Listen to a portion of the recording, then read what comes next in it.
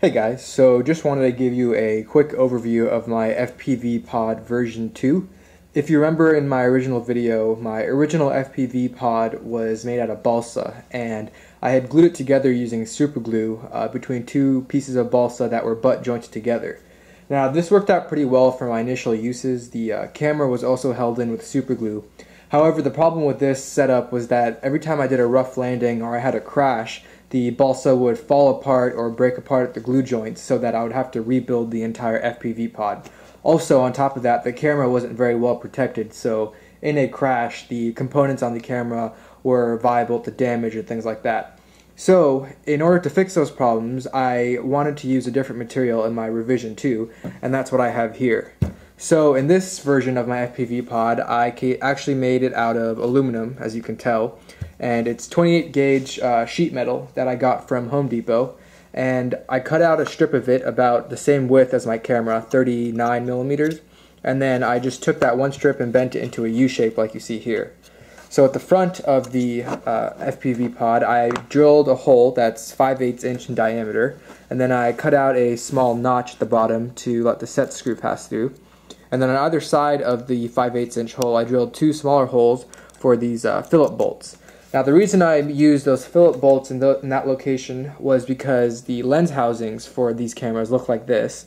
And as you can tell, they have these holes drilled right to the side of the lens housing in order to mount it onto the PCB. So when this is sitting on the PCB sits right here, and then the holes come in from the back side and go into this channel right here. Now this channel comes all the way through this side here and comes out on the other side.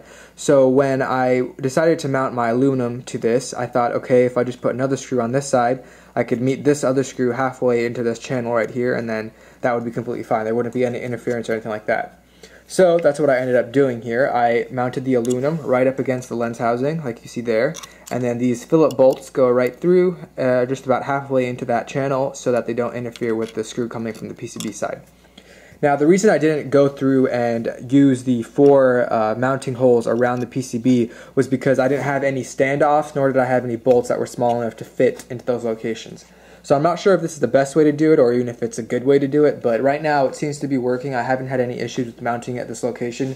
I don't think I'm putting any unnecessary stress on the PCB, so I'll find out if that's an issue in the long run. Now when I did drill these holes, I had the intention of making this line up right against the bottom side of the mount, so it would be flat against this.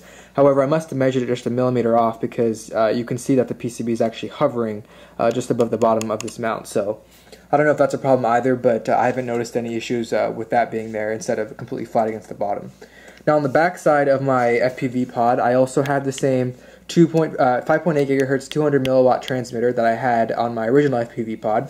What I've done here is I put a layer of foam behind the transmitter, and then I used black PVC heat shrink to basically cinch it onto the back end of the aluminum here. I also cut out a small square in front of the heatsink to let airflow cool it down a little bit. And that's pretty much the same as my original setup. I also have the same cable, which is a servo wire going to the proprietary camera connector at the back right there.